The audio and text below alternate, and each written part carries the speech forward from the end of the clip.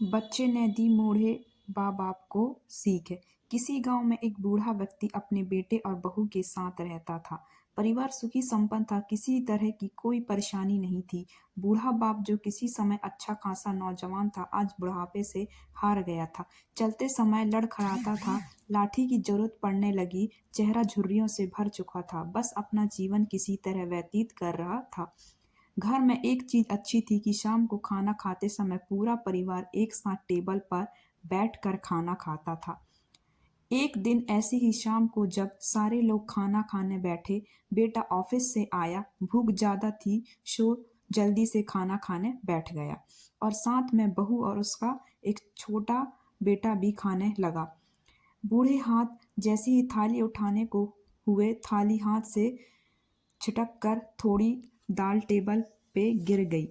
बहू बेटे से घृण दृष्टि से पिता की ओर देखा और फिर से अपना खाने में लग गए। बूढ़े पिता ने जैसे ही अपने हिलते हाथों से खाना खाया शुरू किया तो खाना कभी कपड़ों पे गिरता, कभी जमीन पर।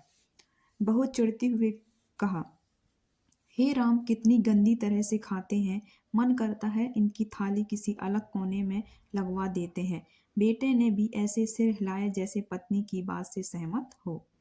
उनका बेटा सब यह मासूमियत से देख रहा था। अगले दिन पिता की थाली उस टेबल से हटाकर एक कोने में लगवा दी गई। पिता की डबडबाती आंखें सब कुछ देखते हुए भी कुछ बोल नहीं पा रही थी। बूढ़ा पिता रोज की तरह खाने लगा। खाना कभी इधर गिरता, कभी उधर। छोटा बच्चा अपना खाना छोड़कर लगातार अपने दादा की तरफ देख रहा था। माँ ने पूछा, क्या हुआ बेटे, तुम दादाजी की तरफ क्यों देख रहे हो और खाना क्यों नहीं खा रहे हो? बच्चा बड़ी मासूमियत से बोला, माँ, मैं सीख रहा हूँ कि वृद्धों के साथ कैसा व्यवहार करना चाहिए। जब मैं बड़ा हो जाऊंगा और आप लोग बूढ़े हो जाओगे तो मैं भी आपको इसी तरह कोने में खाना खिलाया करूंगा। बच्चे के मुंह से ऐसा सुनते ही बेटे और बहू दोनों कांप उठे। शायद बच्चे की बात उनके मन में बैठ गई थी, क्योंकि बच्चे ने मासूमियत के साथ एक बहुत बड़ा सबक दोनों लोगों को दिया था।